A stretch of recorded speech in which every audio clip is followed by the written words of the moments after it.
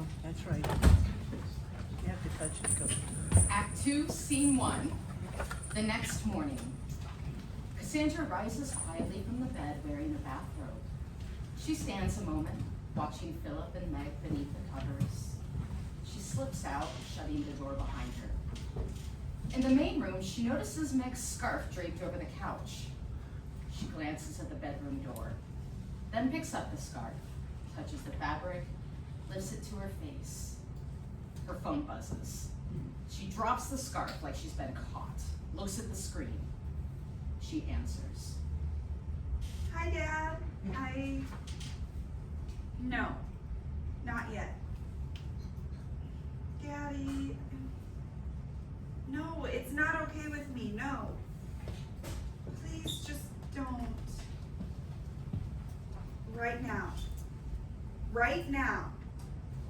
Daddy. The call ends. She looks at her phone, finds a contact, and places a call. Silent ringing, then an unheard voicemail prompt. Mom, listen. I need you to sit with this voicemail until you are ready. And by ready, I mean in a place, a grounded place. I don't want a replay, neither of us want a replay of the catering conversation. Dad is crying. My father is crying. I need you to take that in. What that must be like for me. I know you don't, whatever, you don't, he's my father. My father. The day you said I do, even if you made a pact that day. You may think 10 minutes in a basement dissolves you of some responsibility. It's only for one night. One night. And for me, the beginning of the rest of my life. So, I've decided. Table 1 is Origin tier. If they were in the room, in the lobby waiting, or the first call you made, they have a seat at table 1. No Tinder dates, Jake stays home. Cassandra hangs up the phone. Cassandra opens the cupboard, pulls out coffee, then slams the door shut. She startles herself and glances towards the bedroom. Inside, Meg stirs. Cassandra listens. Meg listens back.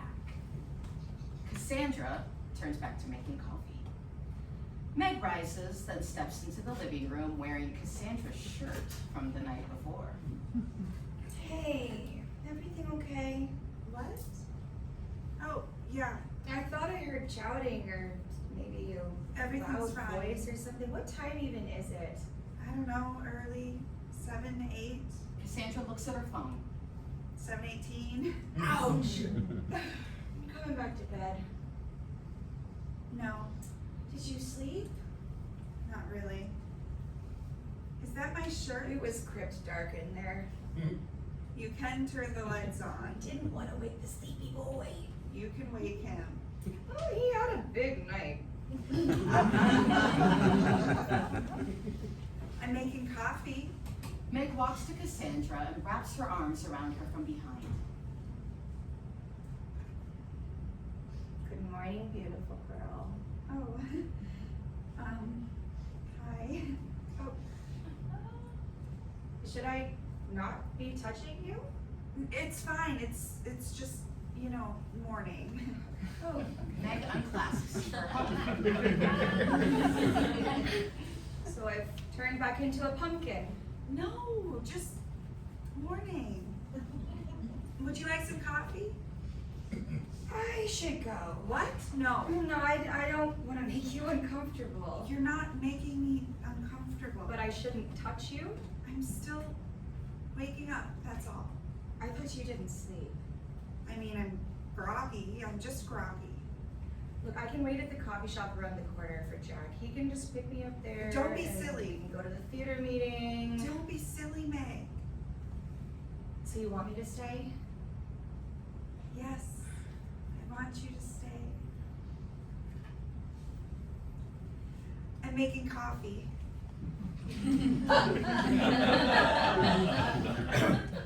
Oh, I hate to be, That girl, but is it fair trade? It doesn't say fair trade. Ooh, no thanks. Chloropyrifos, it's a pesticide. I'm sure they wash the pesticide off. Oh, skin is translucent and everything has skin. All touch enters the body. I have orange juice. What brand? Sunkiss. Ooh, no thanks. Water. Brita.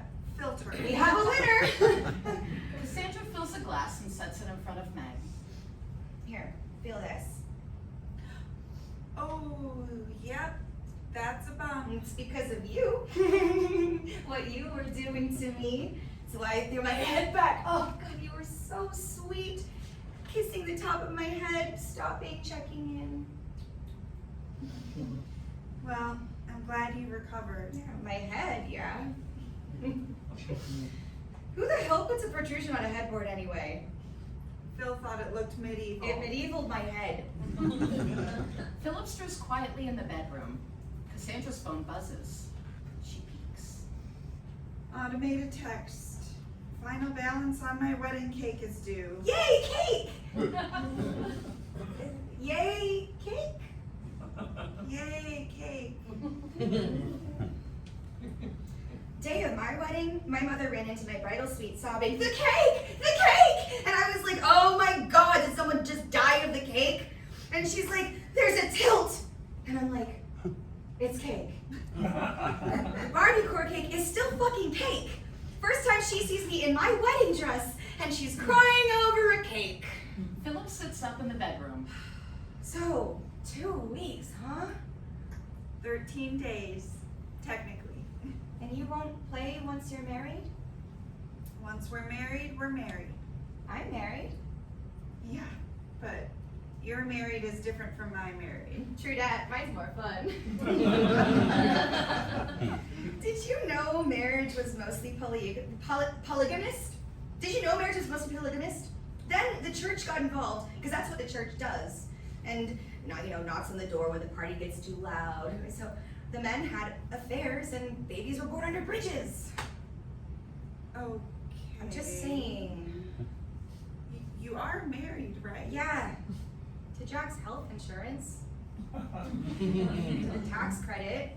To the stuff we got from Bed Bath & Beyond. But marriage is a sham. Oh, crap, is it buku bling. My mother wanted to see me look straight for a day. So,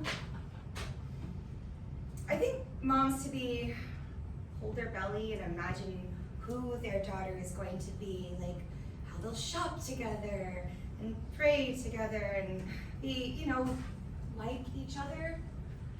And then they're born. Yada, yada, yada. Jack and I said our real I-do's over tacos at Applebee's. In the bedroom, Philip stands and stares at the bed. Doesn't it bother him that you're, with other people? He loves me. Yeah, but that's not the same thing, right? You and Philip said I do to me last night. We said I do to an experience. Is that what I am? Cassandra's phone buzzes. She peeks at the message. My bridesmaid is offering me a Xanax. Ooh, gimme. I inherited pharmacy from my mother, so if you need No, I'm fine. It was just, a moment the other night, nothing. I dated one guy who was perfect when he wasn't trying to be sincere. A girl who was awesome just to talk to. And a man who I wanted to eat the literal clothes off of. If I imagine all of them inside of a much taller Jack, is that how you see Philip? That's not, it takes work, Real work. Any real relationship takes work. You have to find each other over and over again, and it takes compromise, not whatever. We have to talk our heads off with polyamory. What's okay, what's not okay, jealousies, boundaries. The only real difference is that when Jack and I get on each other's nerves, I get to go to my boyfriend's house. Exactly. My point was awesomeness. It's harder to sit in a room and be real with someone. I'm real with people. On the phone, on a boat, in a coat. Leaving is easier than staying. Lying is easier than leaving. I always go home. In the bedroom, Philip sits beside the bed, staring at it. Did you like being with me last night? Yes. Sounded like it. Exactly how loud was I? Oh, the city block is very happy for you.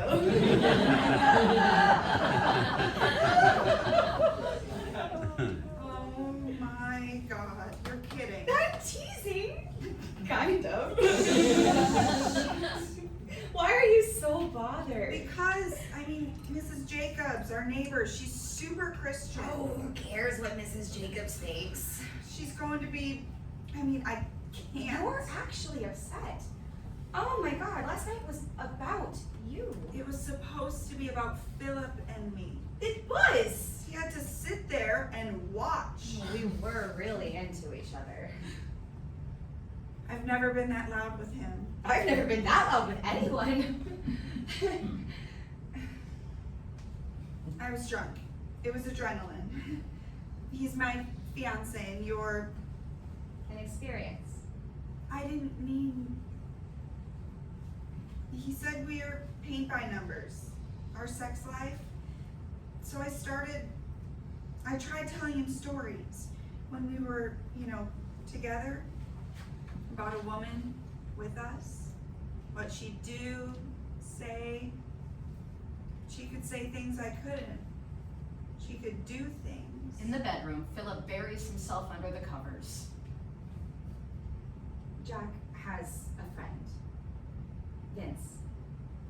Vince had a play produced off Broadway, and oh my God, would Jack love to have a play produced off Broadway. Jack threw Vince a party for having his goddamn play produced. Your man should throw you a party for coming your brains out. Well, that's the difference between you and me, Meg. I have a sense of responsibility with Philip, a sense of commitment. I'm talking about love, not business. Philip and I don't just do whatever. I don't do whatever. Just do. Yeah, no offense, but Jack stayed home while you were on a date. We all had dates last night. I had a threesome last night. You mean you had a twosome last night? That was a joke. A poke joke. Come on, it was a poke joke. Yes. Stop telling the truth. Stop telling the truth. Stop telling the truth. Stop telling the truth. Stop telling the truth. You say funny things, but you don't make jokes. You did something with your mouth last night, with your hand. That's why I felt it's a trick. I don't mean you tricked me, I mean you didn't, right? Trick me? It's mechanical, biological, not... I can teach Philip to, he and I can talk more about everything. I guess I should thank you. I should thank you. Is that what you... Can I speak? Is that what you meant when you said thank you last night? When I said what? When you said thank you to me over and over and over again after you... Were you thanking me? Or for helping you? Love isn't a straight path, It wobbles. Does everyone always feel the same about someone every day? No, of course not. That's normal. You can't always be in this state of, burning passion. A commitment doesn't come with amendments.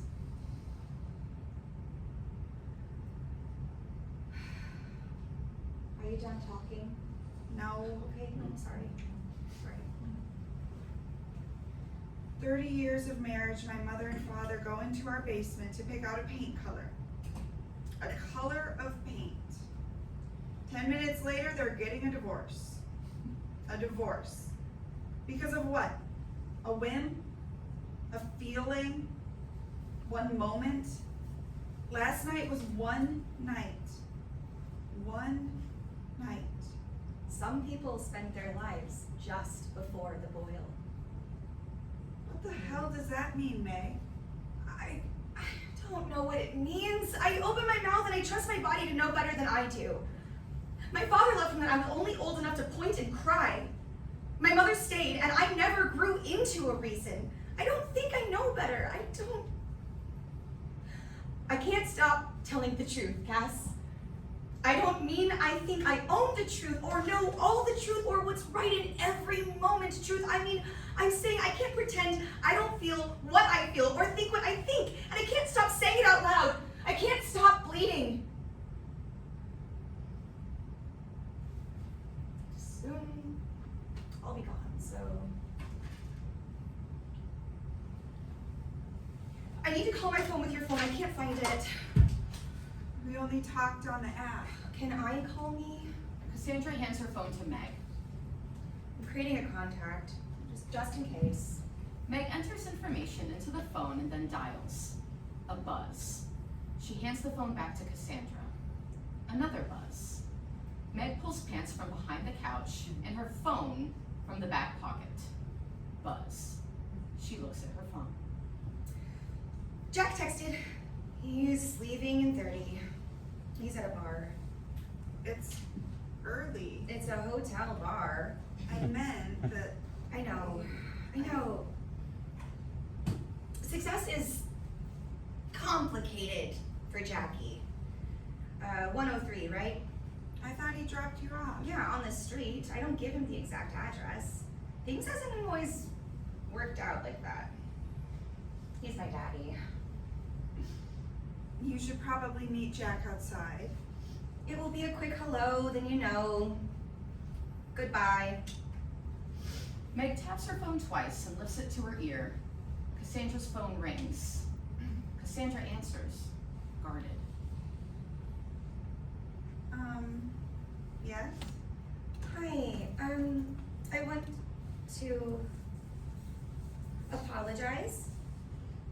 I'd like to apologize if your fiance felt neglected and you felt what you felt.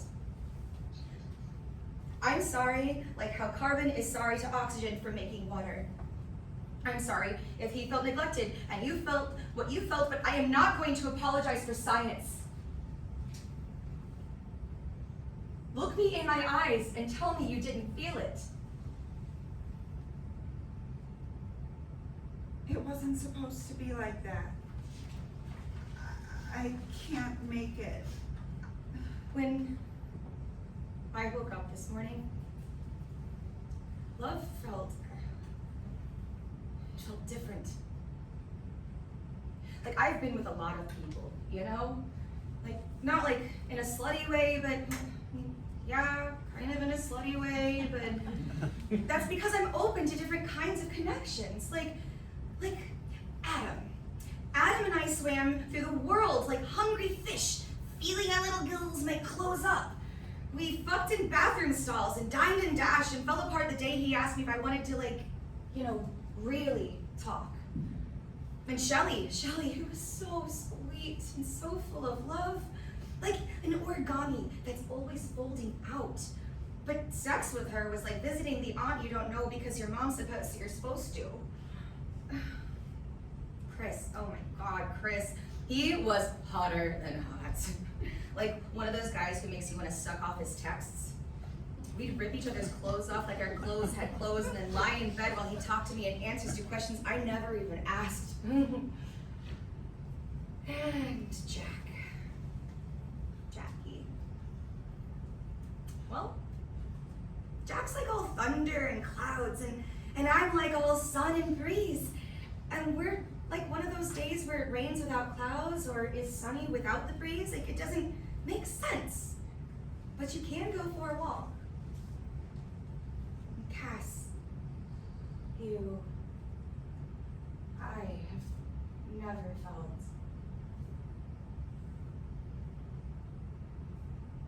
I thought my heart didn't have chambers. You're wrong, you know? What you said about not knowing you? I'm pretty sure I have never not known you. I have never not loved you. I have always been getting over you.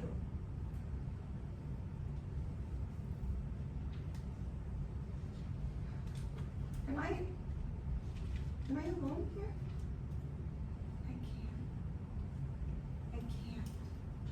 I can't. Philip jumps up in the bed, and Cassandra moves away from Meg. The bedroom door opens. Cass? What's wrong? What happened? I'm so sorry. I'm sorry. What the hell happened? Woke you. Nothing happened, Philip. Nothing happened. Nothing happened, Cass. Meg said something that scared me. What did Meg say? It doesn't matter. It doesn't matter. You screamed because Meg said something and it doesn't matter? What did she say? She was just talking. Just talking, and it scared me. It just happened. Cass. It's fine. It's fine. It was like that time you took me to New York. When you took me to see the play, you took me to see Wit, and I didn't know the character would die, and that it was about dying, and that she would be totally naked and just lit, just naked and brightly lit, and it looked like she was dying, like actually dying in front of my eyes, and I needed to leave because I couldn't breathe. Do you remember? And you let us leave, which was so nice. So you said, okay, let's leave. And we stepped on all of those toes on the way out in the dark, and you didn't make me feel bad, and you didn't talk about the ticket money, and you hugged me, and you kissed me, and you took care of me. I'm sorry it was like that. Did Meg take off her clothes and pretend to die?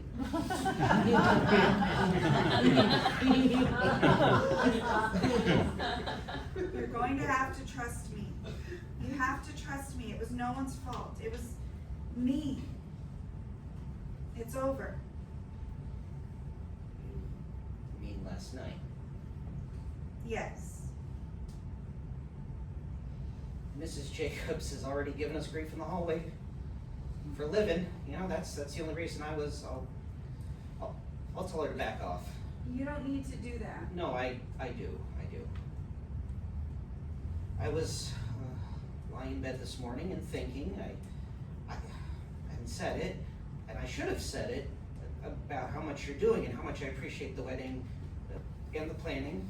That's what I do, right? So. No, I mean, it's a lot. I was lying in bed this morning and thinking, it's a lot, and you should have help. My mother, you know, she can help you. She could. Oh, Philip, she's already, doing so many things. Things I didn't even ask her to do. Plus the invitations, the hotel block. No, you should have help, so let me know what she can do. I'll tell her. I don't want you to ask your So mother to. let me know, okay? I know I need to do more, I do, but I just can't. No. If I'm just watching, sitting there, that doesn't mean I know what to do. It doesn't mean I don't want to. But if you don't say anything, if you don't tell me, then what am I supposed to do? Cassandra hugs him. The embrace is quiet, heavy. It lasts too long. I'll pour you a cup of coffee. Is that Cass's shirt? Don't you have a meeting with the Astral? Jack is on his way. 15 minutes. Cassandra pours Philip coffee. What about you? What? Anything being staged? I'm writing. A new play? Yep, How's it coming? fine. What's it about? You know what, Meg? We don't need to talk. Why wouldn't we talk? You want to hear about my play, Meg? Yes. Sure. Well, my play is about the construction of the Brooklyn Bridge and socio-political power dynamics related to gender and knowledge. That sounds... The crew worked in underwater pressurized caissons to lay the foundation out of the bridge as they entered and exited the underwater chambers so quickly that nitrogen bubbles formed in their blood and tissues. Washington Roebling, the chief engineer, he's what you might traditionally call a protagonist. He picks up Meg's scarf and walks to the front door.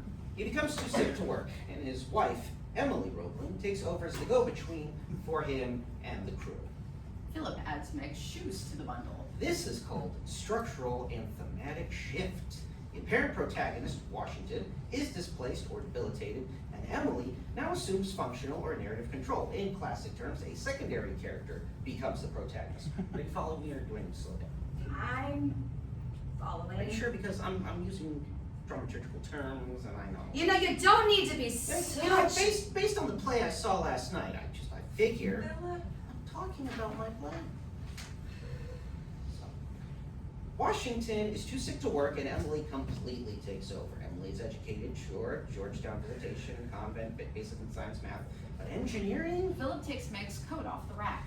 Everything she's learned through osmosis, through ferocious drive. She's a full-force autodidact, self-passioned identity, illegible expertise, also gendered and epistemological subversion. Who gets to count as experts in making sense? Emily's rise constitutes a counter-hegemonic ascent, an underdog mastery arc that threatens established masculine institutional structures. This is called a theme. Most of the men are aware, intellectually, that she's running the show, but they can't psychologically stomach knowledge in the female body. She does the work, and he receives the glory. Philip brings Meg her clothing items and holds them out to her to take from him. My play is an interrogation of gender and power in the 19th century, and by that fact, gender and power in the 21st century. So, she's the heroine. I said she's my protagonist. Yeah, but it sounds like she's your idea of a heroine. Right? Like, your idea of a wife? Meg takes the clothes from Philip. Cassandra's phone rings. It's my mother. I need to take this. Cass? I need to take this. Cassandra interrupts the ring and answers. I need a minute. Cassandra enters the bedroom and shuts the door behind her. I don't want to talk about the wedding. I don't want to talk about... No. I want you to tell me... Mom, I don't want to talk about your boyfriend.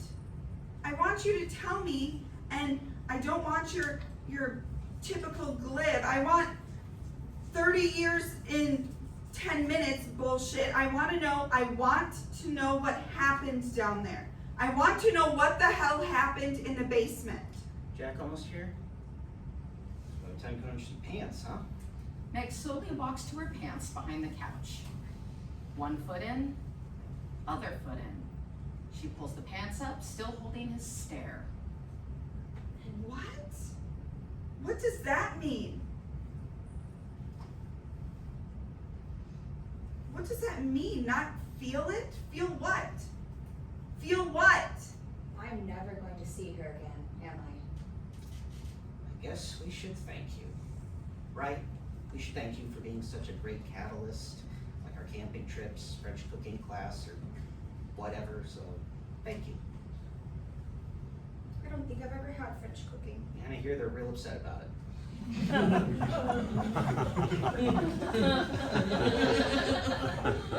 Then what's the point of marrying someone? Then why did you marry him? Why? Why do you want to marry her? I mean, really? Because I love her, Meg.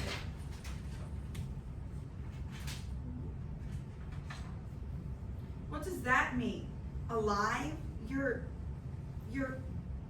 Then you rediscover, you know? What you had. You don't just throw it away because... So one day you're like, whatever, I've had enough. You killed him. He is still dying. She's going to marry you to make you happy, you know? Yeah, that's how that works. No, this is different. I really think you're in a position to lecture me on marriage. No. Then tell me. Tell me what the fuck I'm missing. My wedding was a hanging. I stood in front of 100 strangers playing the role my mother wanted me to play, and she was happy. I'd never seen her so... Cass will look happy for you too. Oh, one night and you think you know her. Us. You think you can't know someone in one night? I think most people live with strangers. I think people are always telling the truth, even when they're lying, especially when they're lying. My body knows her. This isn't a play, Meg. The room didn't stop in part between the Capulets and the Montagues. Plays aren't pretend. Not to me. Because you're always performing. The only truth is music. I'm not going to have a debate about the epistemology of performance with someone who thinks taking off their shirt on stage and wheeling at an empty crib is theater. The truth is you like it.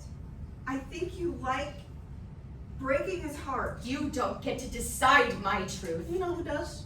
Aristotle. Freytag's pyramid. A discernible protagonist, a clear beginning, a middle, an end, catharsis. Yeah, boys love their catharsis. Build up, crisis, climax, and relief.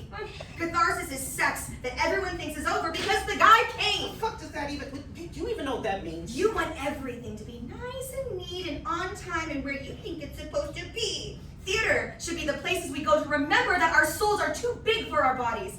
You love like you create. You love Cass like you write.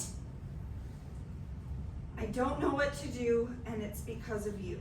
Cassandra ends the call, puts her phone on silent, and closes her eyes. You think you own the truth, Meg. The theater, you think you... You make us sit there for 5 fucking minutes while you take off your shirt and sob. For what, grief?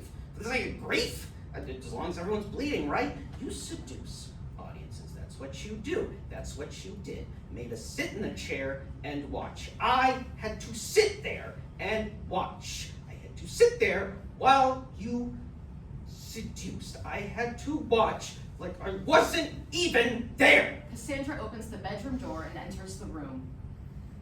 Hey, hon. Cassandra stops. She feels the shift in the room. The difference between wanting to tell the truth and needing to tell the truth is the difference between sticking your own fingers down your throat or throwing up. I love Cassandra. One night. I know. But we live in our bodies. And I live in my body, okay? I read a story about a woman who gave birth to a baby boy that she knew was going to die. Like as soon as he was born. He would die. Tell her body not to mourn. I dare you. 3 knocks at the front door. That's my daddy. That's my door. Jack opens the door from the outside, knocking as he does.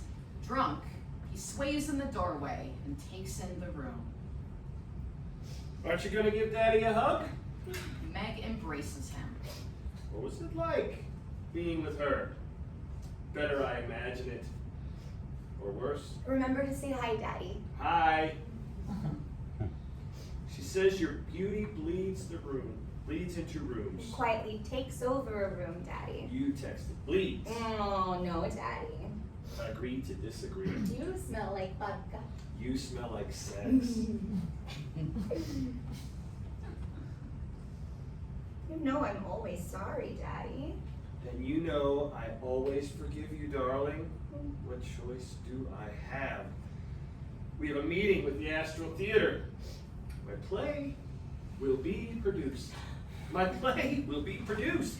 My play will be produced. The shirt. She can keep it. Nope. Meg places her fingers at the hem of the shirt.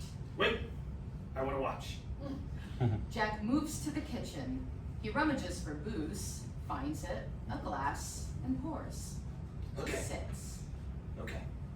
Meg lifts the shirt, her gaze on Cassandra, slow, deliberate, and only for her.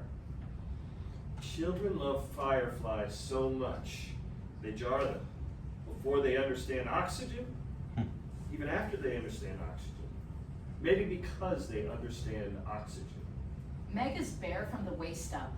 She folds the shirt with slow reverence. When Meggie walked into that bar, I thought I was dead. Everyone kept living like nothing happened. How could they? She's the most beautiful ghost in the world just walked in. That night, after she fell asleep, I wrote for the first time in years. My darling girl loves like I want to write.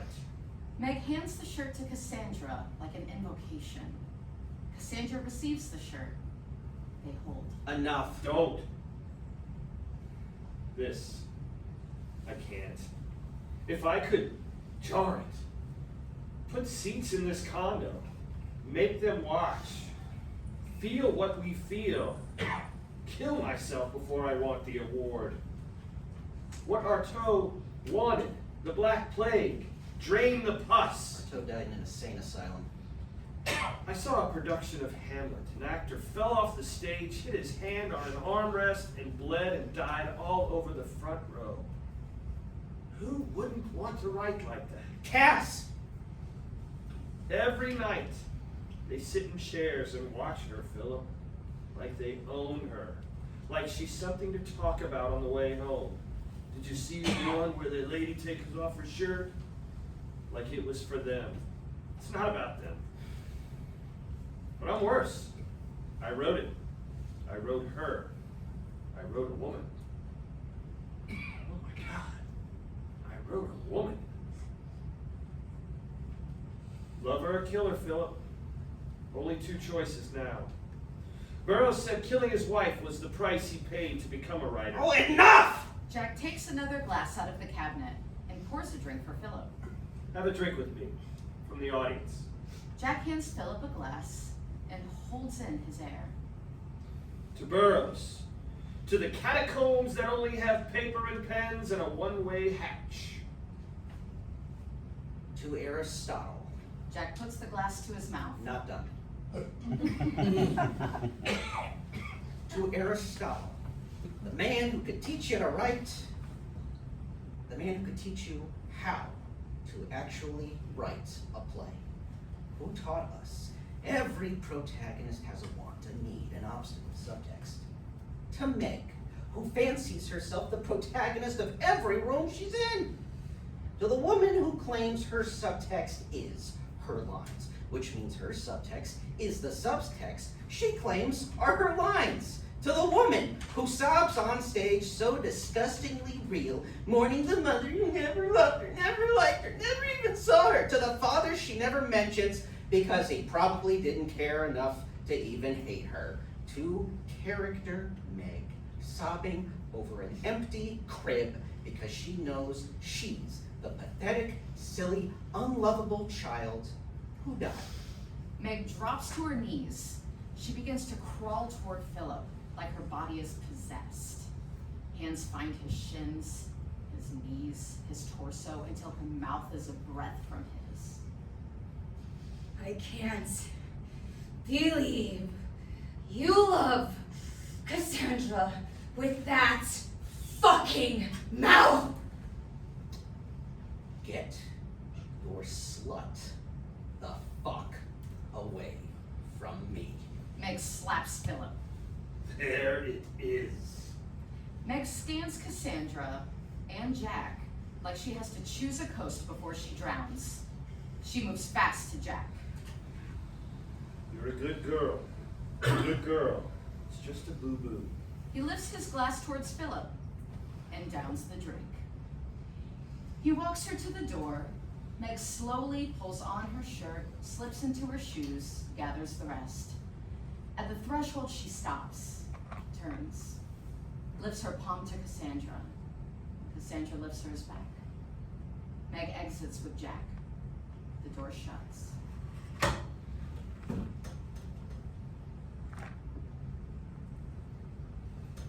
I hate your play.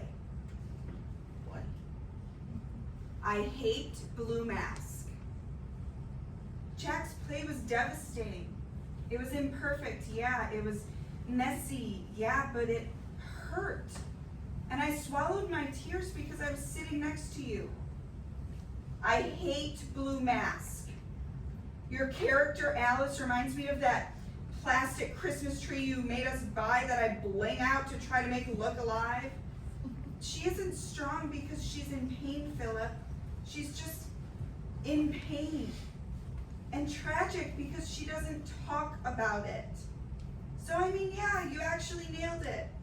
Just not in the way you think or meant. You wrote your mother. You literally wrote your mother. I hate those dinners. I hate them so much. Before we leave, I pregame vodka in the bathroom and swallow mouthwash. I always expect Carol to reach across the table to cut Robert's food for him, how obsequious she has to be, how needy he feels. It always looks like she's holding her own hand down from asking a question in class, which, by the way, she talks about every single time we get together. That 1 year of college, that one chemistry class, that one professor, how she wonders what might have happened if she stayed in college. Philip, your mother was supposed to be a chemist. She was supposed to be a chemist. Oh my God. Can you even take that in? Can you hold that in your body? I mean, because it breaks me. It just breaks me. I've hated my mother for so long for what she did, what I thought she did. Walked downstairs into our basement with my father to pick out a paint color and walked back up 10 minutes later to tell me she asked him for a divorce. And I was so pissed off by her pithiness, her glibness when I asked her what the hell happened down there in 10 minutes. 30 years, Cass, she said. 30 years happened down there in 10 minutes. But I get it now. I do. I am the protagonist. Philip enters the bedroom. He pulls out a suitcase from the closet. He opens a shelf, pulls out clothes. He shuts it. Then another, but slammed. Another drawer, a louder slam. Then a zipper with tearing force. Philip appears at the door, suitcase in hand. Philip puts the suitcase on the ground. Philip moves toward Cassandra, circling like a wolf over prey. He is mouthing words we cannot hear. Cassandra absorbs his attacks like an unsinkable and unshakable statue. Philip stops, smiles. He returns to his suitcase, picks it up, and walks to the front door. He opens the door to leave. Philip? He stops. He turns. Cassandra's back is to the audience. She lifts up her shirt, exposing her breasts to Philip. He screams at her and leaps a step forward, but stops himself. He screams again. Another scream, but this time it is the cry of a child waking up alone in the middle of the night. He knocks something over and looks at her. No effect.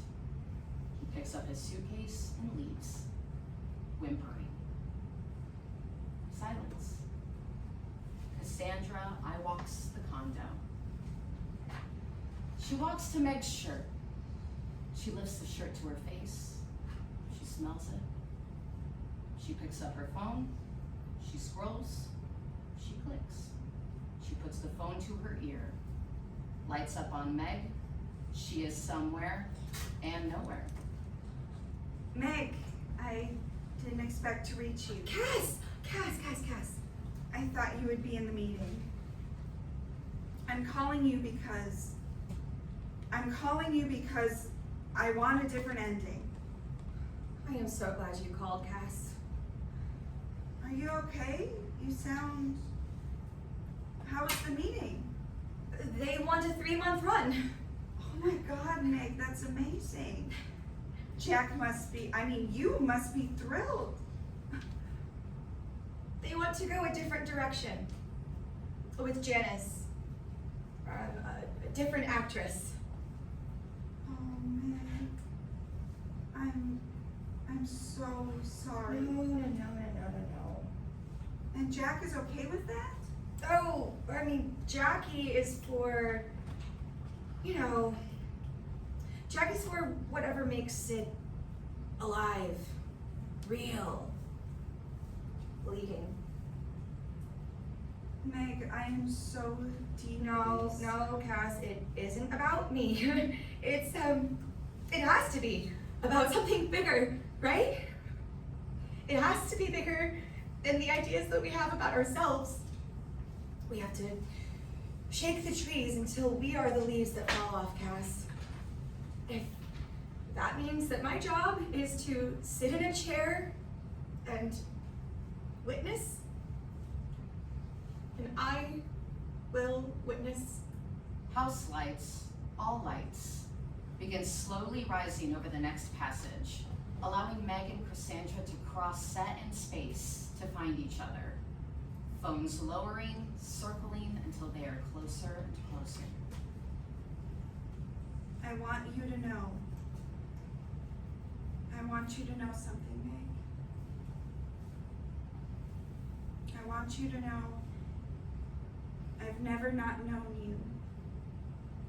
I've never ever not loved you. And I will always be getting over you. They are an inch from touching, just breathing, connected. They reach out to touch each other.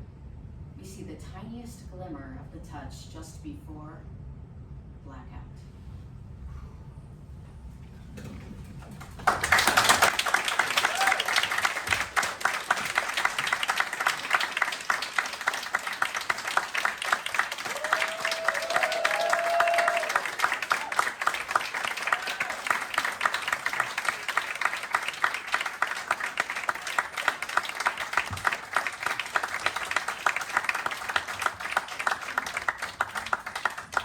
We're gonna have a little talk back now. Step of honor. No, right here. Yeah, that's right. About you and your play. Sorry, I'm just gonna say. You did a very tall door. I always told you this one's extremely tall. Anyway, hi. Hello down there. You're going to have a talk back. We would like Jeffrey as the playwright.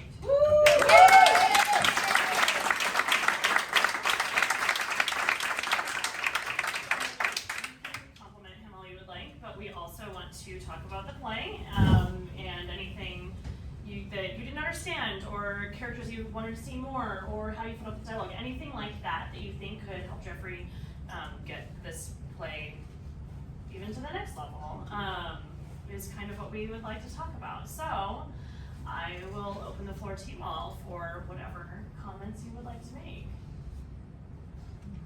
I have a question. Yeah. So a lot of the play is about like moments of intimacy that like we share with one another. And so we see Cassandra and Philip have a kiss at the beginning, but when Cassandra and Mia have a kiss, it's a blackout. So yeah, well, what's the reasoning? Like, how come we can't see that moment? With Cassandra and Meg. When I pause, it's to cut all the fat, just so you know what I'm doing with that. Otherwise, I'll be, as someone with ADHD, I'll give you like 15 answers in 4 and then email you later about everything I left out. So, if I pause, not to create tension, it's just for clarity.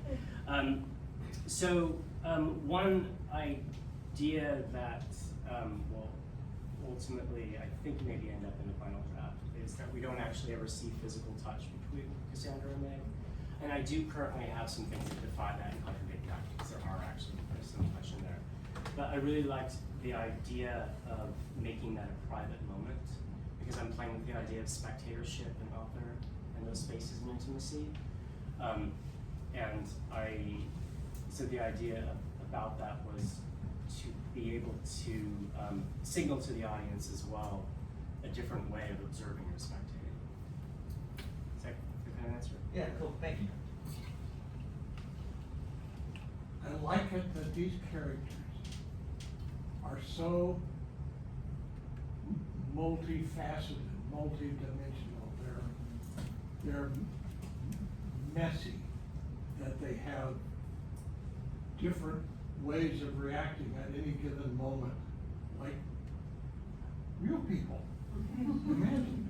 I like it that the humor that comes up is never about clever, it's not jokes. It's because the people are so, there's different thought processes, different thoughts that are going like this. That makes it funny to us. I thought this work and these particular performers did such a dynamite job bringing that out. And thank you to the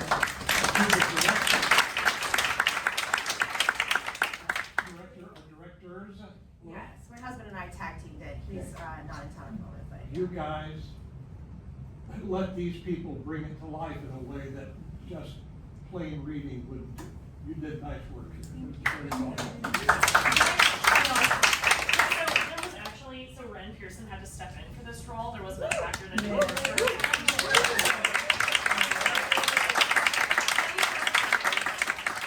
He had 24 hours with the script, and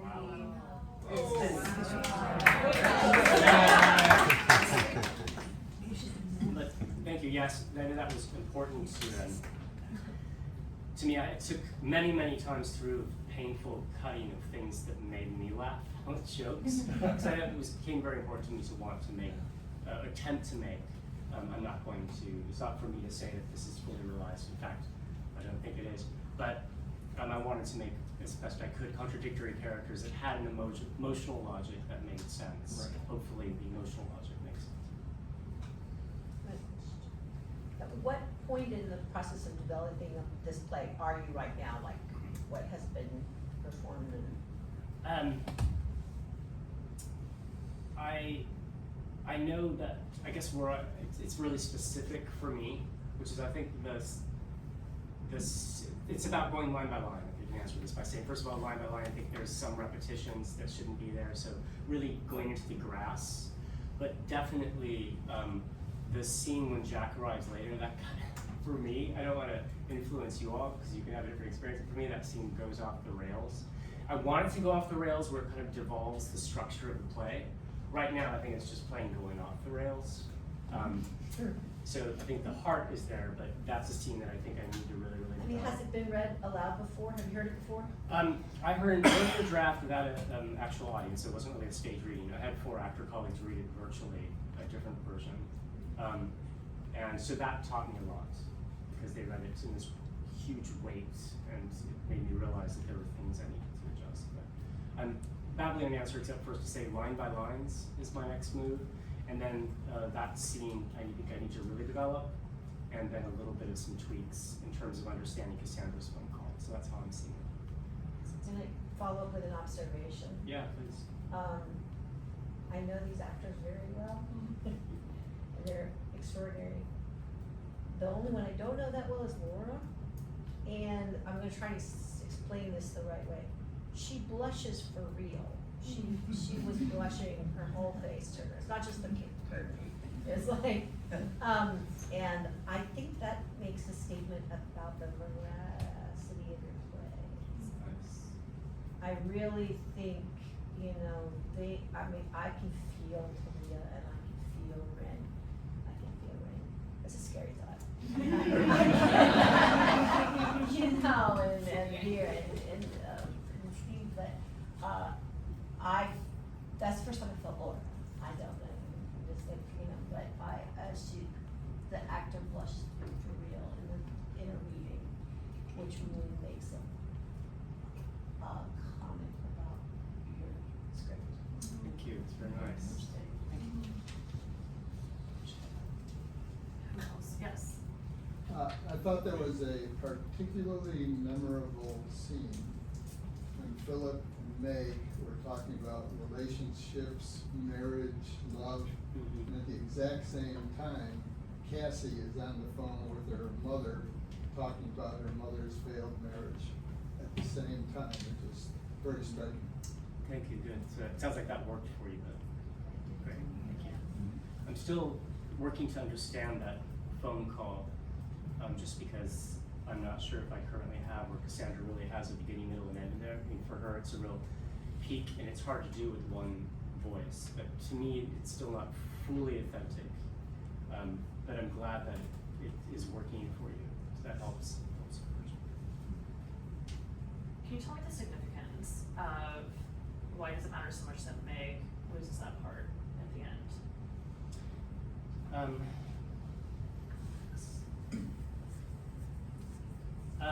So I think Meg could be, and I know it was Lisa's concern for me, that she needs to be multidimensional as anyone else. And I think there's an easy way for myself as a writer to lean into her as this polyamorous, pixie magic unicorn. And I really wanted to discover what's going underneath that. And I think for her, that's a contradiction to her philosophy of love and body. I shouldn't say contradiction, it's part of the fracture for her, is here's something that Jack is willing to do whatever's necessary to make his play, bleed and alive as possible. And that means even his wife and the woman that he's committed to in his own way, even if that means her not being in that part. So it brings together, for me, this dynamic that can happen, say, in any relationship, which is what's his job to support and give her, but his commitments are to something he deems as higher. So he's literally marginalizing the woman that he loves for the art that he holds up and uplifts. So a lot of words, I guess, really to say just the contradiction and schism of their dynamic and relationship. In a way, she wouldn't have that pain if she had more of Cassandra's philosophy of relationship, because she would have a partner who wouldn't do that to her. Make sense? Yeah, it makes sense. I could use more words. It's like me and my cat, I suddenly have to talk out loud. You can push, Oh, it's not that. I just think that is not an uncommon dynamic in the arts, I suppose, and maybe I have a different opinion about that because I have a partner that also does the arts. And right, so I can see how it would symbolize that, but I can see how for people that are actually within this world, it just seems like something that does absolutely have it. Yeah. Yeah. I didn't end by saying what I should, which is I acknowledge it is a false dichotomy. So I think that's the part I didn't say. It's a false dichotomy, but in the world of the play, I'm looking thematically at fractures. That led me to simply think, I appreciated that you spent, for all the time you spent making really clean characters, then you messed them up. And that's kind of the same deal. You're aiming towards an archetype of maybe this character has the right idea. They're going to win this plot. And it's not that damn simple. Right. And I guess that's something that I kept seeing again and again. And I don't know if that's an intentional theme or an accidental theme, but I would claim it either way. Yeah, it's really smart. I meant it. That wasn't intentional. You found those characters. Yeah. What else were we thinking? I know we were thinking more things. You can say critiques too. I want to be very, very clear. Things that you think didn't work for you otherwise. I welcome that. It's hard to put it. There it is. That's all I got for you.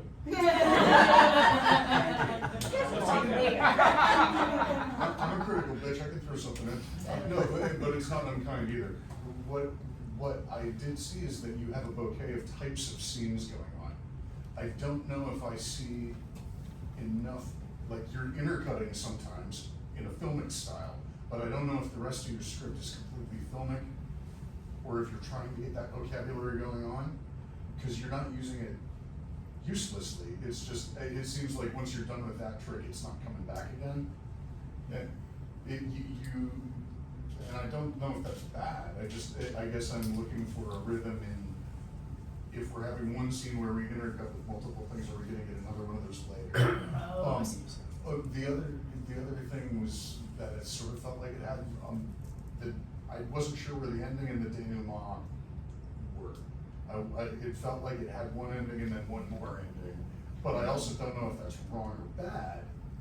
I think it's wrong, but thank you. Well, I think you're referring to a scene that I think is currently.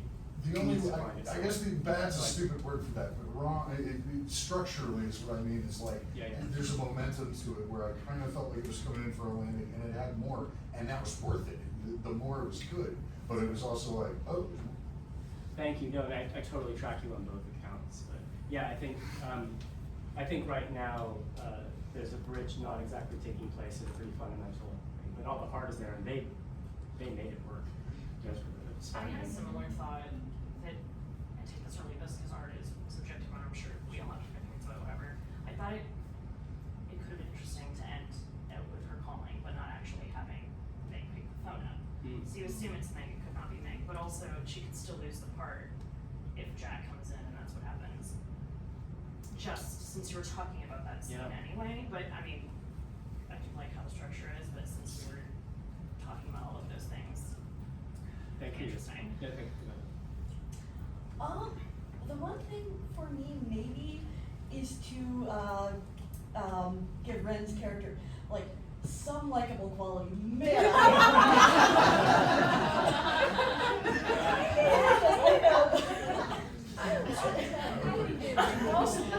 I'd like to hate him, but like. Yeah, it's been an ongoing, constantly reflecting on that because, I mean, he is a bit of a black hat, but also for me, what I'm hoping to bring out is, you know, I see him as a child in pain underneath all of that, and this cloak of sort of liberal masculinity hiding, you know, this need for control and structure. And I would like to bring out the tragedy of that a little more. Understand, have a little few more moments where we can, you know, Philip's gonna be Philip. As I like to say around my place, to my cat. But I do think that he will probably always be unlikable, but I think that I can inspire more empathy. Not, you know, intellectually going in and trying to stamp, I will create empathy, but bringing out that inside of people more. Because everybody's so, like, all of the characters are so human, and with him, I don't like him, which is good. I like him. See, I agree. I mean, I actually, I'm sorry, I'm stuttering all of a sudden. I think that character, I actually felt and understood that character. Yeah. I felt there was awkwardness, I felt that uncomfortableness. Just the way he was silent in the bedroom, he sits up, he sits in a chair, he's silent. I mean, I've worked with Ren, I've worked with Talia, I know all of them up there, and I've worked with Vera too. And I know all of them up there, and it's just, they took me on a journey, and it's just, I felt like I was, this is the wrong way to say that, I felt like I was in the bedroom with Philip in that scene. And I wanted to comfort him and say, you know, you gotta get out there and fight for yourself, you know, because I kind of leaned towards him. At the same time, I understood everybody else too. Now, I wanna go back to the bridge that you talked about, the end. I felt, and maybe this is just me, but when Philip walked out the door, after everything was done, I thought right there was gonna be a blackout and it was gonna end. And I thought, okay, I'm free to go and think about what's happening. But then you pulled me right back in, which I thought, I sat there thinking, oh, all right, I gotta buckle the seatbelt again because now something's changing again. And I loved that. I felt like I was free for a moment, and I felt like suddenly there was something else that's gonna add to my emotions as I leave here. So, does that make sense at Yes. all? Okay. Yeah, and really helpful too. I really appreciate those comments because I think, you know, that's maybe bringing my words or my perspective about what we're circling is I'm trying to bring the play to a place that the play itself has been talking about, which is almost an anti-catharsis. Have a resolution, but not really a catharsis. And I hear you say is there's kind of a false couple endings, and I just want to be deliberate about the false conclusions. Right now, I think there's stuff happening that's not really intentional. that's why I really appreciate what you have to say. And with regards to the character, there's not a bad character up there. They're all decent people that individually, it's just suddenly they're thrown in this room, and you're gonna like one more than the other, you know. But outstanding. I mean, like I said, I know all of them, but I didn't know who they were while they were performing this because they were so damn good. They are so good. Going off the discussion of Philip, I always kind of felt that him and Cassandra were not going to work out. And I found myself early on rooting for them to not work out. So I wonder if there can be like moments of like tenderness and love that we see from Philip that makes us almost root for him at times, but not always. Because he tells Meg that he loves Cassandra, but I don't know, at least for me, I didn't really see that very much during, at least like there was that one part where he was like, no, I didn't have to register the shirt. It was great. And that was like the only time I saw that. And so I wonder if there could be like more of that, like interspersed throughout. Yeah, I think that's important. It used to be, I think, really lopsided. We didn't have enough of that at all. And I think that it is still maybe one step away. But the other is something I struggle with the script is I really did try to write it to be staged, to do what I love about theater, to make it really unique to theater, that it could only work in theater. There's a lot of stage directors, but they did an amazing job at editing and figuring out how to do. There's a huge amount of stage directions because I really want to show wherever I can in the silences. So there is, I think, in the direction, more of those connections between Philip and Cassandra visually that we see. That is harder to communicate in stage reading. But I'm right with you, and it's something I'm always trying to keep an eye on. That's interesting that you said that about your stage directions, because I thought the dialogue is so lyrical and really beautiful and yet very real. But the stage directions were excellent and delivered well by Vera. I didn't realize they had been edited, but in this very, very meta theatrical world, it's like I almost want I want to hear those spoken when the play, because it has that very meta feeling to it. And I disagree about Philip. He's had a really, if it took place over a long period of time, I would say, yeah, let's see different facets. He's really at a really low point, and I don't think he has any capacity to really love or feel, or he is so affected by this play and his inability to achieve the same thing. If it took place over a long period of time, yeah, but this is a turning point, and he needs to dig himself out. Thanks, and really appreciate your interesting idea about stage directions. In the production notes in the script, the stage itself is I ask for as few walls as possible, so that we can see the spaces, but in the theatrical space itself. I don't know, the doors are literal, I figure that's the stage designer's problem, so I'm not wrong. But the idea is we can see, in the walls in the bedrooms, but then we can also see the theater itself, so I can make that. Absolutely. Thank you. Just to pick, I also love Philip's character. I think he's We all love Philip. incredibly relatable. Incredibly relatable in so many beautiful ways. But just to piggyback on this gentleman's point, I actually would have loved to have seen more tension between Meg and Philip earlier on, because it was a very sort of neutral experience where I felt like they were very far away from one another. And actually in that dynamic, one might assume that like the wife would be jealous of the other woman kind of thing, and I didn't experience that at all. And perhaps that, can be shown and acted, right? Perhaps that is in the script and I just didn't experience it here. But like, second act, if you will, when Meg was crawling and, then she was really, it was a very guttural response to him. I thought, oh, where was that earlier? Even if it's just a thread, just a, so yeah. Yeah, thank you for that. You're welcome. Cool. And my hope is that in the stage directions, those moments are there in that arc, but it's hard to tell, because you obviously have to stage it to understand that, but I also want it to be legible in the script. So I appreciate that because that's a tension I need to go back to really see. Yeah.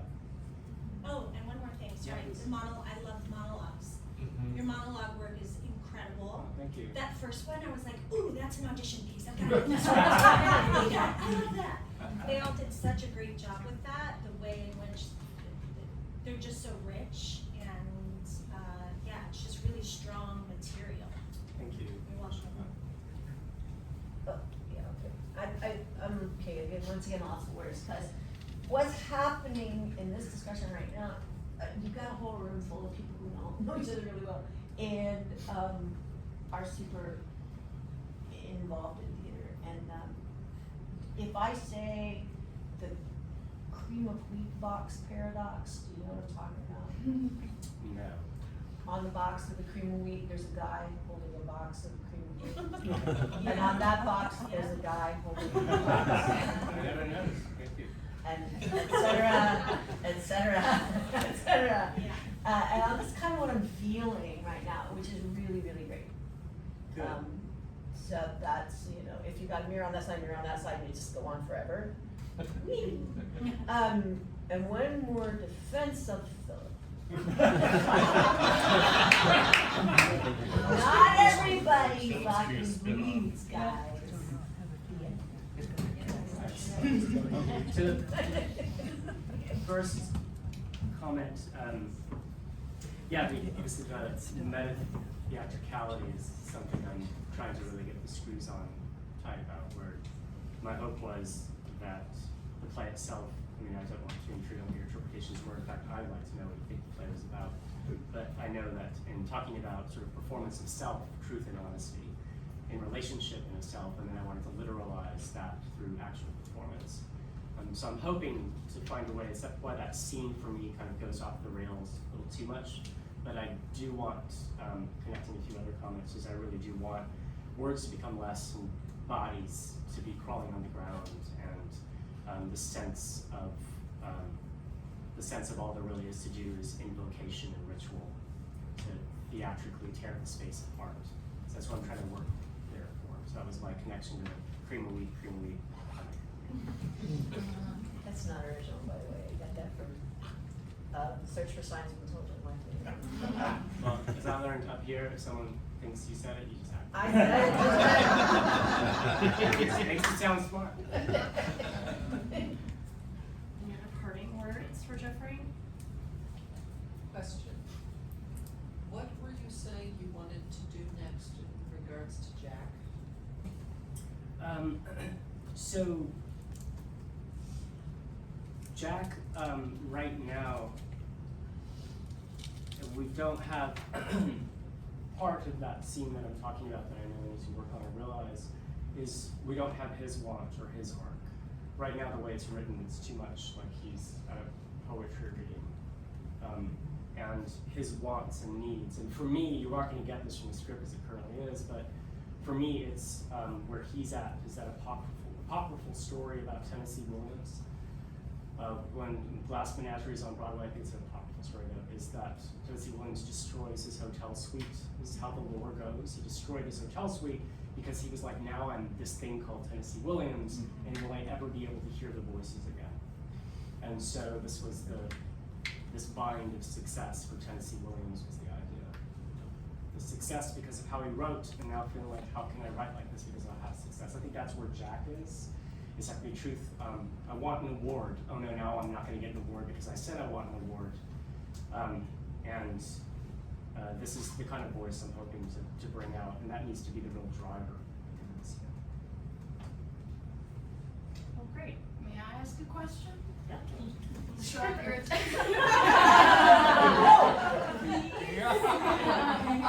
So I know you're talking about advancing Jack more and giving him more of a backstory and an arc. Do you think you could do the play without Jack? Do you think he's necessary? Thanks, Vera.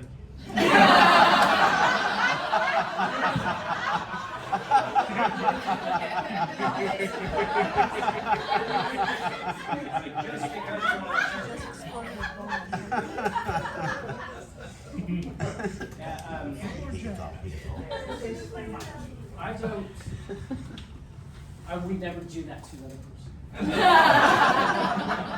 For me, no, because I'm doing these suddenly playwright quotes, but the first scene, that first scene is really important. I think that sets it. I feel like did it feel inevitable, his return?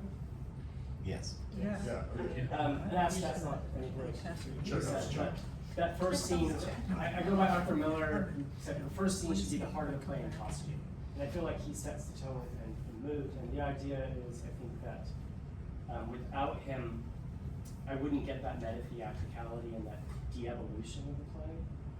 But I'll test that. I'm answering what my first response is, but I will take that question away. You know what, I'd like to comment though. Jack appeared at the beginning powerfully, but I felt he was there through the whole thing, seriously. Because Megan brought him in her character. He existed in my mind throughout the whole thing, not just because he was sitting there. I did at one point say, okay, he doesn't have a lot, but that character stayed, and that presence, and I found that that character was driving Megan. That's really helpful, because that is the idea, is driving. So I don't necessarily think he needs to be a huge part on stage, but sorry Steve, but his character really and his energy, it kind of drove what was going on, because there's a reason why Megan is acting the way she's acting, and is given the ability to act this way, and she's searching for that emotion to get either from him or to him. I super appreciate it. So I was getting excited to appreciate that comment along with that. Because I think that really helps, I think, give me a sense that I think I'm trying to drive his voice too much. And what I feel like was just gave me was some permission to really think about and remember the power of his presence. Because I think I keep trying to fill it with words. I also want to say real quickly, just because I know we're winding down, because I really wanted to give the credit where it's due, is this is not a pat on my own back or self-aggrandizing. I also know that I'm running a style that is not so heart on the sleeve, but is a bleed underneath, bleed in Jack's language. So I did want to say that this play, not as a good or bad thing, but I think it really does rely on actors. And for me, it was also just, what I love writing about it is it's a love letter for me. My personal intention is it's a love letter to actors who really want to be vulnerable on stage. And so the only reason I'm saying that is not about me, but as my way to make sure that before we end, credit is due, that whatever worked for you today, this really is, I want to accent what you already said, what these actors brought to it and the presence that they gave. So I wanted to make sure I said that.